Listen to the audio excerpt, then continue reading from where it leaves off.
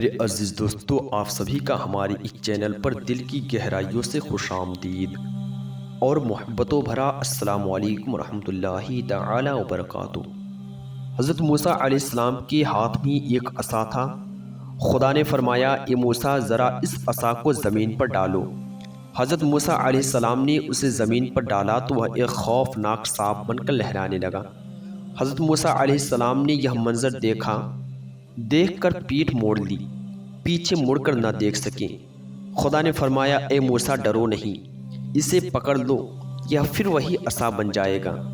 چنانچہ آپ نے اس سانپ کو پکڑا تو وہ عصا بن گیا۔ اللہ تعالیٰ نے یہ بھی ایک معجزہ عطا فرما کر موسیٰ علیہ السلام سے فرمایا کہ اب فرعون کی طرف جاؤ، اسے ڈراؤ اور اسے سمجھاؤ کہ وہ کفر و طغیانی کو چھوڑ دے۔ اگر وہ معجزہ طلب کرے تو یہ عصا ڈال کر اسے دکھاؤ۔ ہمیں سبق یہ ملتا ہے کہ انبیاء علیہ السلام کو اللہ تعالیٰ نے بڑے بڑے معجزات عطا فرمائے ہیں۔ وہ ایسے کام کر دکھاتے ہیں جو دوسرے لوگ ہرگز نہیں کر سکتے۔ اور نبوت اللہ تعالیٰ کی عطا محض ہے، اس میں محنت و کسب کو دخل نہیں۔